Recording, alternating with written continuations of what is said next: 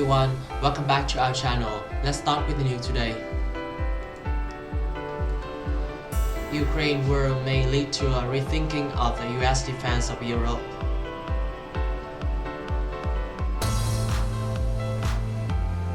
Russian President Vladimir Putin were in Ukraine and he's put to upend the border security border order in Europe, may lead to historic shift in American thinking about defense of the continent.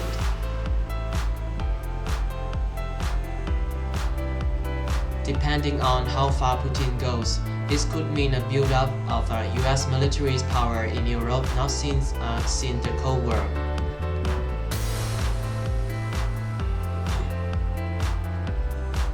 The prospect of the bigger US military footprint in Europe is a remarkable turnaround from just 2 years ago.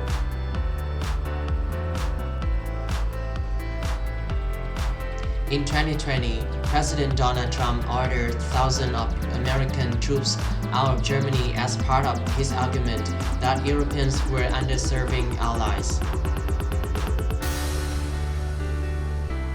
Just a day after taking office, President Joe Biden stopped the withdrawal before it could start, and his administration has stressed NATO important events as Biden identifies China as the main long-term threat to the US security.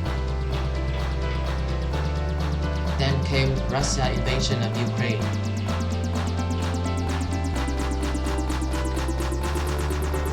We are in a new era of sustained confrontations with Russia, says Alexander Vasco, a former US ambassador to Russia and former Deputy Secretary General of NATO. He argues that the United States, in cooperation with NATO allies, will need to establish a more muscular stand to deal with a more threatening Russia. That is especially so in Eastern Europe, where Russia's proximity poses a problem for three Baltic nations that are former Soviet states.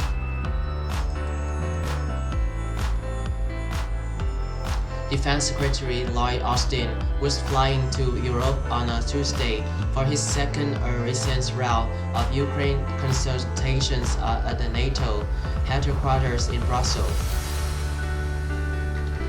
He also will travel to two Eastern European NATO countries, Slovakia, which border Ukraine, and Bulgaria, which does not.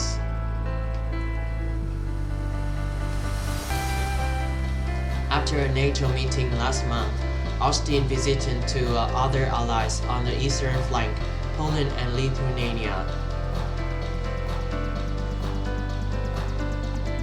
In just the past 2 months, the US presence in Europe has jumped from about 80,000 troops to about 100,000. Which is nearly as many as were there in 1997, when the United States and NATO allies began, and the expansion of their allies that Putin says threatened Russia and must be reversed. By comparison, in 1991, the years of Soviet Union dissolved, the United States had 305,000 troops in Europe, including 224,000 in Germany alone, according to Pentagon records. The number then dropped steadily, reaching 101,000 in 2005 and about 60,400 as recently as 2020. This year's US troops addition are billed as temporary, but there is no certainty how long they stay.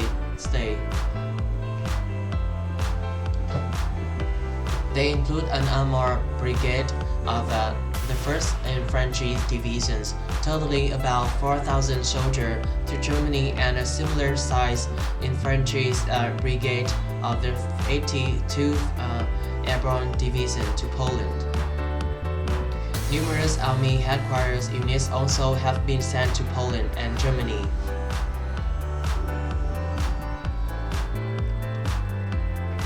Austin also sent F-35A fighter jets to NATO eastern flank and Apache's attack helicopter to the Baltic states.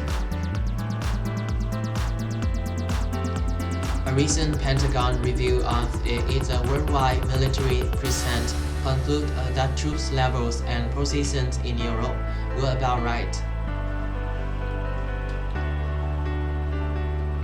But in testimony before a House committee several days after Putin's invaded Ukraine,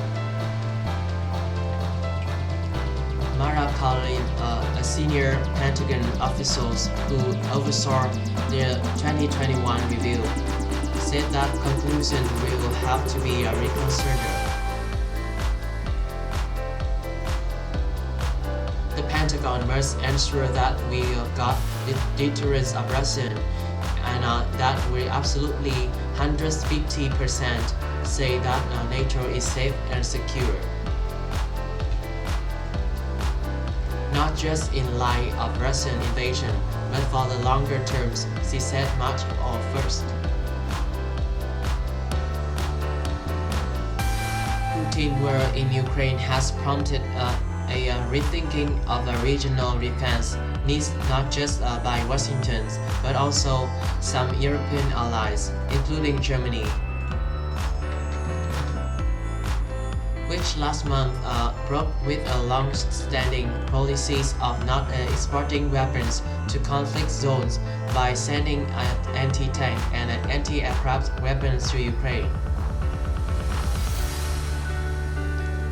Germany also committed to a much bigger defense budget.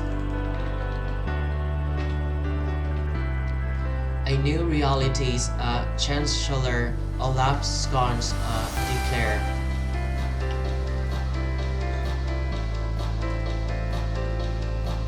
Putin has not only demanded that Ukraine disavow its ambition to join NATO, but also insisted the alliance withdraw its forces from NATO eastern flanks, demand the US and NATO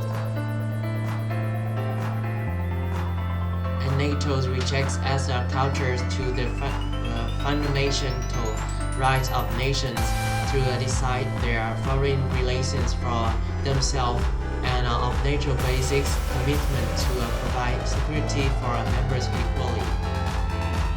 If Russia were to take control of the entirety of Ukraine, it would be on the border of additional NATO countries, including Romania, Slovakia, and Hungary. Poland and Lithuania already share a land border with Russian enclave and Kaliningrad, headquarters of the Baltic Fleet of the Russian Navy. Very concerned that Putin could decide to make a play for control of the 60-mile-long land corridor known as the Suwalki Gap that connects Kaliningrad to Belarus. This is the end of our news today. If you like this video, please like and subscribe our channel. Thanks for watching and see you next time.